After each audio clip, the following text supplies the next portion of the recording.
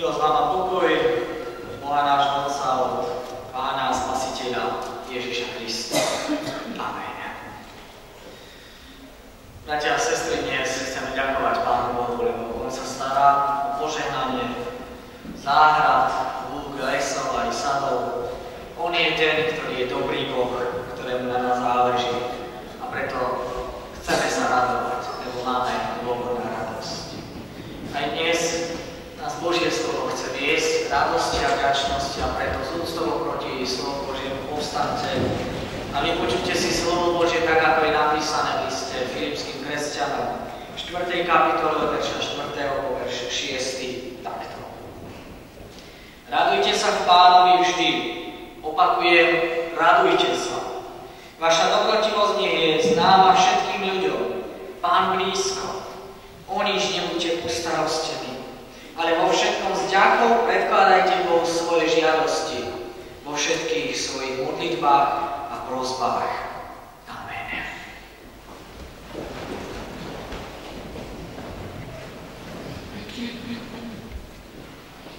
Bratia a sestry, Pán je blízko.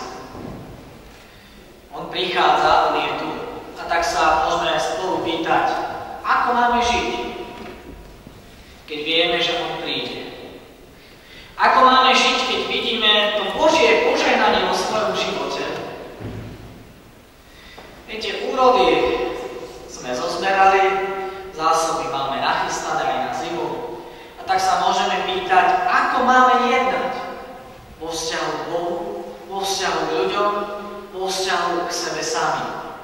Ako žiť v tom trojnásobnom vzťahu?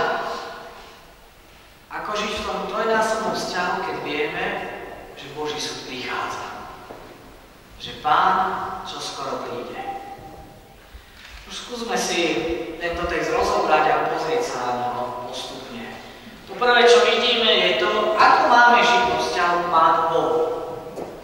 Vo vzťahu k Pánu Bohu je náš postoj, má byť náš postoj charakterizovaný radosťou. Apoštol Pavol totiž hovorí, radujte sa v Pánovi vždy. Opakujem, radujte sa. Vo vzťahu k Bohu teda máme prežívať radosť. Viete, ono to niekedy vyzerá u nás úplne naopak. Niekedy to vyzerá tak, že kresťania sú najsmutnejší a najvážnejší ľudia. Ako keby tým, že uverili v Boha, prišli o všetku radosť. Ako keby tým, že veria v Boha, mali byť len smutní a vážni. A pritom je to úplne naopak. My, ktorí veríme, totiž máme radosť. Máme dôvod na radosť. Aj tam, kde iní ju nemajú. Teda vo vzťahu k Pánu Bohu my máme prežívať radosť. Prečo? Lebo vo vzťahu k Pánu Bohu máme dôvod na radosť. Máme množstvo dôvodov na radosť. Veď všetko, čo máme a všetko, čo sme, je od Boha. Čo z toho, čo máš, brat, sestra? Čo z toho, čo si dostal, si získal bez Boha? Je niečo, čo máme bez Božieho požehnania, bez Božej milosti? Nič. Nie je ani jedna jediná dobrá vec, ktorá existuje, ktorú máme bez toho, aby sme ju nedostali od Boha. Nič sme si nezaslúžili. A predsa dostávame denne množstvo darov. A tak máme dôvod na radosť. Dokonca máme dôvod na radosť aj tam, kde im plačú. Lebo máme Krista, máme večný život, máme odpustenie hriechov. Máme dôvod na radosť. Na akú radosť? Už apoštol Pavol hovorí, že my sa máme radovať v Pánovi. Teda máme dôvod na radosť v Pánovi. Čo je to za radosť? Čo je to radosť v Pánovi? Čo je to za radosť, na ktorú tu myslí apoštol? Nož radosť Pánovi je v prvom rade radosť z Pána. Radosť, ktorej dôvodcom je Pán. Radosť toho, čo máme práve od tohto Pána. Teda radosť z odpustenia. Radosť z záchrany. Radosť večného života. Viete, apoštol Pavol píše tento list vo veľmi ťažkej životnej situácii. Je vo väzení. Je v zajatí. Ide mu o život. A predsa vyzýva Rado k radosti. Celý tento list je úžasnou výzvou k radosti. Lebo napriek tomu, že prišlo všetko o mnohé hmotné výhody, napriek tomu neprišiel o Pána. Ten je aj tam s ním. A tak sa máme radovať z Pána, z toho všetkého, čo nám dal. Ale zároveň platí, že sa máme radovať aj z veci, z ktorých by sa Pán radoval. Viete, sú aj radosti, ktoré pred zrakom Božím neobstoja. Radosť toho, čo človek získa na úkor druhého, čo získa možno krádežou, podvodou, či kriminálnou činnosťou. Možno sa poteší, že má niečo takýto človek, ale to určite nie je radosť Pánovi. Radosť, ktorú človek získa neverou alebo podvádzaním svojho životného partnera, to nie je radosť Pánovi. Radosť, ktorú človek získa možno deštruktívnymi prostriedkami, teda alkoholom, drogami a podobne. Tiež je to pre tých ľudí radosť. Ale to takisto nie je radosť Pánovi. Radosť, ktorú človek získa takýmto spôsobom, nie je radosť Pánovi. A radosť zo škody, či pokleskov, pádov iného, teda to, čo ináč nazývame škodoradosť, to tiež nie je radosť Pánovi. Pán Boh nás nevyzýva k takejto radosti. Radosť toho, že druhému vykonáme niečo zlé. Radosť svadalského ničenia. Je to perverzná, je to doslova diabolská radosť. Akú radosť však má prežívať kresťan? Z čoho sa má kresťan radovať? Už z toho, z čoho by sa radoval aj Pán Ježiš. Takúto radosť máme mať. Pavel hovorí o radosti v Pánovi, radosti z jeho prítomnosti. Nie je to teda radosť založená na úspechoch, na šťastí. Veď apoštol o nej píše tak, ako som už spomenul, z väzenia. Kedy rátal s možnosťou, že bude odsúdený na smrť a popravený. Za týchto okolností napísal: radujte sa v Pánovi vždycky. Opakujem, radujte sa. Kedy sa teda máme radovať? Len vtedy, keď je nám dobre? Len vtedy, keď sa nám darí? Len vtedy, keď prežívame úspech, keď máme hojnosť? Pavel hovorí, že sa máme radovať vždy. Vždy, lebo Pána máme vždy. Aj keby nám čokoľvek v živote zobral. Aj keby sme prežili živelné pohromy či katastrofy, aj keby sme nemali čo jesť, Pána máme vždy. A o to viac máme prežívať radosť dnes. Dnes, keď si uvedomujeme, aké veľké požehnanie sa nám dostáva.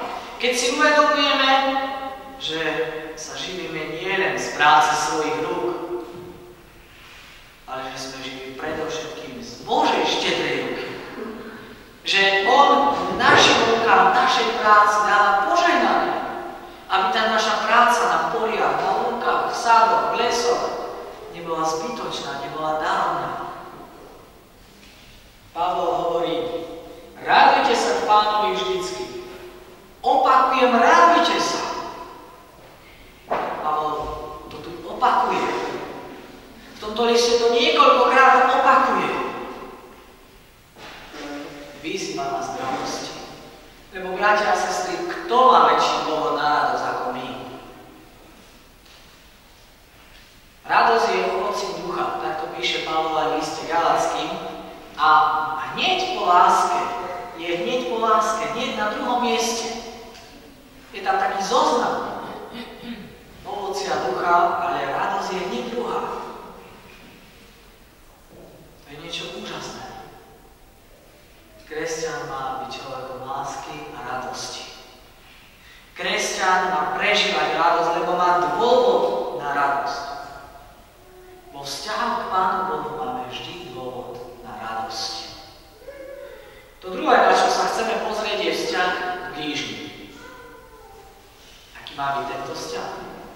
Už vo vzťahu k blížnym máme byť dobrotiví, tak to píše apoštol. Máme byť dobrotiví ku všetkým.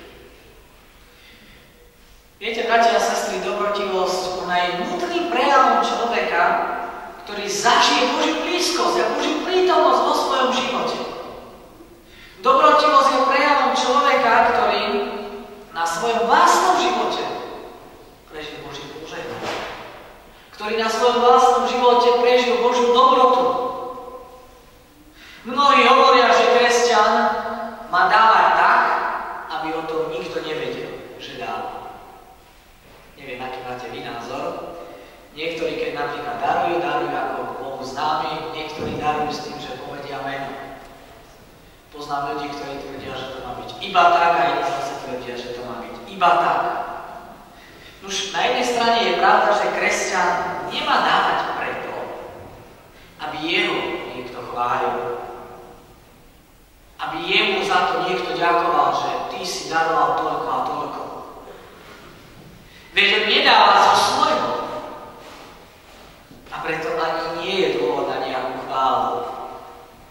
Viete, čo dávame z toho, čo je naše, keď všetko je Božie? My ak dáme len z toho, čo nám dal Pán. A preto nie je dôvod na to, aby ten, kto dáva, bol chválený. Ale zároveň platí, že naša dobročinnosť má byť známa. Tak to píše Pavol. Že nekresťania majú vidieť, akí sú kresťania dobrí, akí sú štedrí.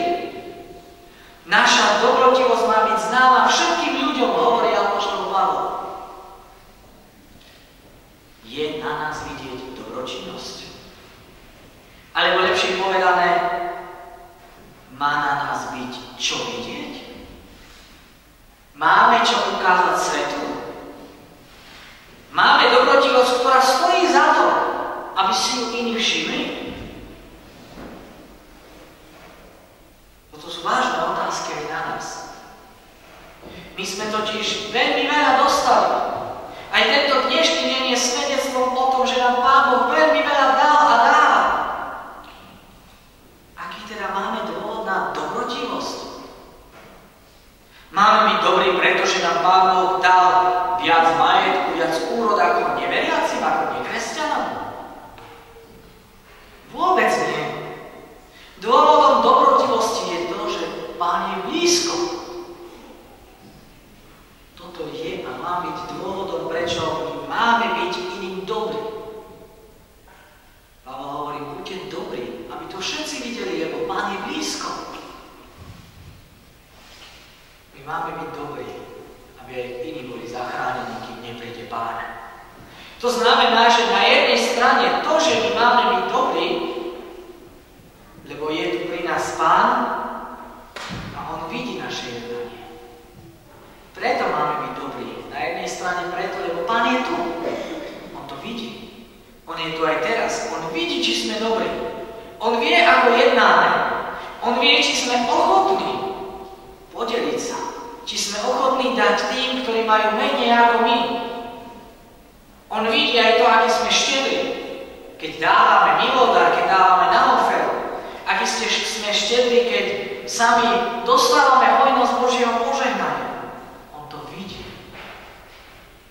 Viete, tak, ako bratia a sestry, tak, ako on videl chudobnú vdovu, ktorá pri východe z chrámu dáva všetko, čo mala, tak vidí aj nás, tak vidí aj mňa, aj teba. Tak vidí aj moju, aj tvoju štedrosť, aj moju, aj tvoju skúposť. Tvoju a moju dobrotivosť, či tvoju aj moju zlobu. Chudobná vdova dáva všetko, čo mala. Iste dobre poznáte ten príbeh z Evanjelia. Mnohí vtedy dali mnoho, ale chudobná vdova tá dala všetko. Ostatní dali veľa, ale ešte stále im zostalo. Ona dala všetko. Takže na ten deň, či možno na ten týždeň, jej už nič nezostalo. A čo nám tým chce Pán Ježiš povedať? Už to, že On aj dnes vidí, ako prispievame na to Božie dielo. Pán je blízko. On je tu medzi nami. On aj teraz stojí pri pokladničke, keď my vychádzame z chrámu. On je tu vtedy, keď dávame na ofreru. Pán vidí aj teba, aj dnes. Tvoja štedrosť a dobrotivosť sa ukáže. Ona sa ukáže, keď ide o Božie dielo, keď ide o potreby Božieho diela. Viete, keď stojíme pred chrámovou pokladnicou, tak vtedy stojíme pred potrebami Božieho diela. A keď stojíme pred potrebami Božieho diela, tak sa ukáže, ako na tom sme vo vzťahu k Pánu Bohu. Lebo ono sa ľahko povie, ja milujem Pána Boha nado všetko. Ale ťažko sa dá za svoje peňaženky Pánu Bohu. Viete, príklad tej chudobnej vdovy nám nechce povedať, že Božie dielo sa nebuduje z prebytku. Toto nám chce zdôrazniť ten príbeh chudobnej vdovy. Že Božie dielo ono sa nebuduje z prebytku, z nadbytku, ale z obeti. Nie z prebytku a prepichu, ale častokrát z toho posledného. Mnohí kresťania dajú Bohu, ale oni nechcú Bohu obetovať.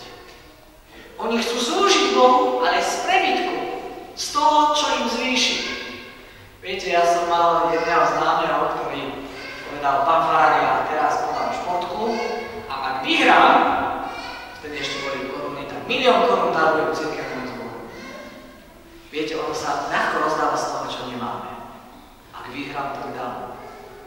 Ale ťažko sa rozdáva z toho, čo máme. Dnes nás Božie slovo vedie k tomu, aby sme nedávali len z toho, čo nám zvýši. Mnohí chcú slúžiť Bohu len z prebytku, len z toho, čo im zvýši. Chcú byť dobrotiví, ale len z peňazí, ktoré im zvýšia. Chcú slúžiť svojim časom, ale len z času, ktorý majú na zvýši. Ináč majú čas pre seba, pre svoju rodinu. Oni chcú slúžiť svojimi silami, ale len vtedy, ak majú na zvýš do síl. Nechcú prekročiť hranicu, za ktorou začína obeť. Obeť je totiž to, čo niečo stojí. Čo ide na úkor nášho života. Častokrát aj na úkor našej rodiny, možno aj našich vlastných detí. Nášho času, na úkor našich peňazí, našich síl. Pánov je ten, ktorý prijíma službu. Službu, ktorá je obeťou, ktorá niečo stojí. Len taká služba, ktorá nás niečo stojí, aj za niečo stojí.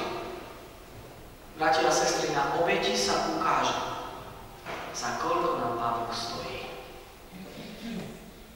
Či nám stojí aj za obeť. Bohu totiž máme dávať z lásky, lebo On nám dá veľa z lásky. A na čom sa ukáže naša láska? Na čom sa ukáže, že Pána Boha naozaj milujeme?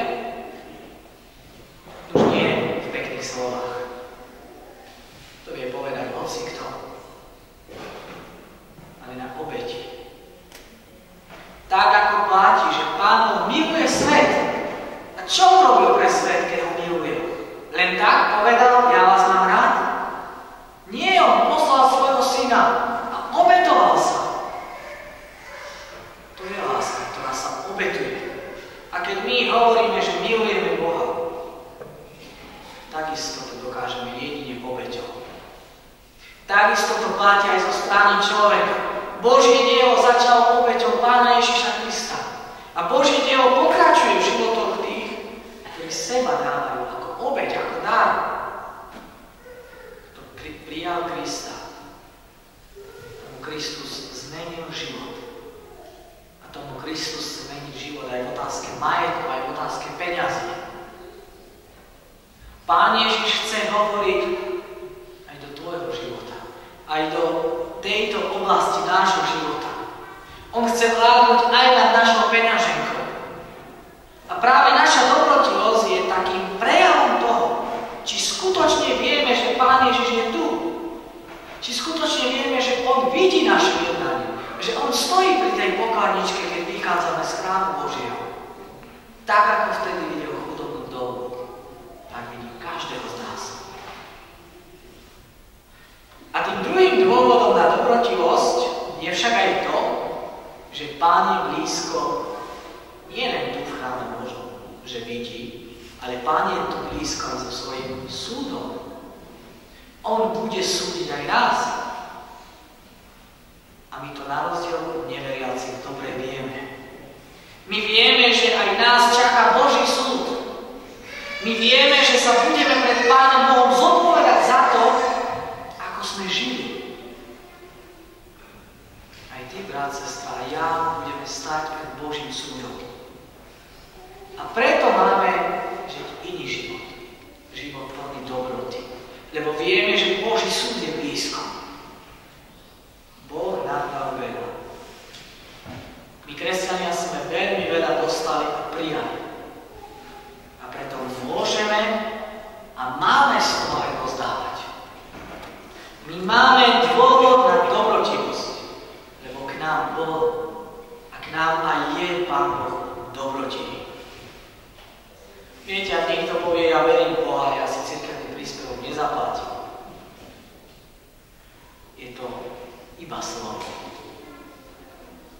Pán Boh nám dal veľa. A preto vo vzťahu k nemu máme dôvod. Vo vzťahu k nemu máme dôvod na radosť. Ale vo vzťahu k blížnym máme dôvod na dobrotivosť. Lebo Pán Boh bol k nám dobrý. A vo vzťahu k sebe samým, a to je to tretie, čo si chceme všimnúť, máme dôvod na to, aby sme neboli ustarostení. Čiže vo vzťahu k sebe samému nebudeme ustarostení. My sa nemusíme starať o to, čo bude, keď máme Boha, o ktorom vieme, že bude. Martin Luther povedal, nepoznám cestu, ktorou ma vedie, ale dobre poznám svojho Otcu. A toto skutočne vyjadruje náš život. My nevieme, kam nás Boh vedie, prečo nás vedie takou cestou, prečo možno prechádzame cez mnohé bolesti, ťažkosti, prečo možno naše modlitby nie sú vypočuté, prečo vedie náš život možno úplne ináč, ako sa nám zdá, že by mal viesť. My nepoznáme cestu, ktorou nás vedie, ale dobre poznáme svojho Otcu. A preto sa na nich môžeme spoliehať aj vtedy, keď nepoznáme tú cestu, ktorou nás chce viesť. Nemáme sa teda starať? Nie, ale nemáme byť ustarostení. Aký je rozdiel medzi starosťou a ustarostenosťou? Tá starosť alebo starostlivosť sa usiluje splniť si povinnosť. Splniť si povinnosti, ktoré súvisia s tým našim bežným životom. A starostlivosť to robí vo vedomí, že určité veci nikto nevykoná za nás. My máme byť starostliví, ale s tým vedomím, že Pán Boh je ten, ktorý žehná. A bez jeho požehnania je márna naša námaha. Teda Pán Boh nám tým nehovorí, nestarajte sa, vyložte nohy na stôl, nerobte nič. Nie. My máme pracovať. Máme slúžiť, robiť. Dokonca máme možno robiť o mnoho viac ako neveriaci. Ale zároveň platí, že nemáme byť ustarostení. Ustarostení sú však tí, ktorí sa boja o svoju budúcnosť, ktorí majú strach z toho, čo ich čaká. Je to strach, že človek nevykonal všetko, čo mal, či mohol, a že nie je nikoho, kto by to napravil. Ustarostenosť je prejav nedôvery voči Pánu Bohu. Je to prejav toho, že môj život sa vymkol z Božích rúk. Že môj život sa vymkol spod Božej kontroly. Je to strach o to, že keď sa ja o seba nepostaram, tak vtedy už nikto nepomôže.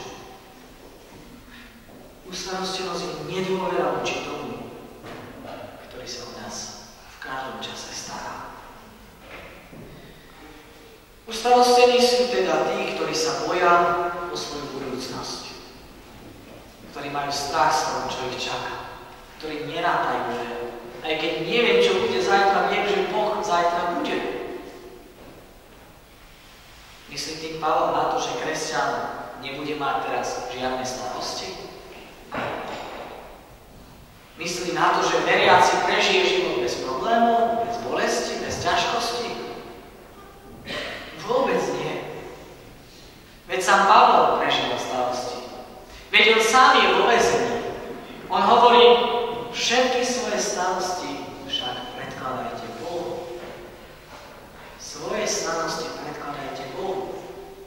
Ak ťa niečo trápi, ak ťa niečo bolí, ak ťa niečo ťaží, predkladaj to tomu, ktorý má moc aj v našej bezmocnosti. Pavol nás vyzýva nás modlitbou. Modlite sa. S ďakou predkladajte Bohu svoje žiadosti vo všetkých svojich modlitbách a prosbách. Neznie vám to divne?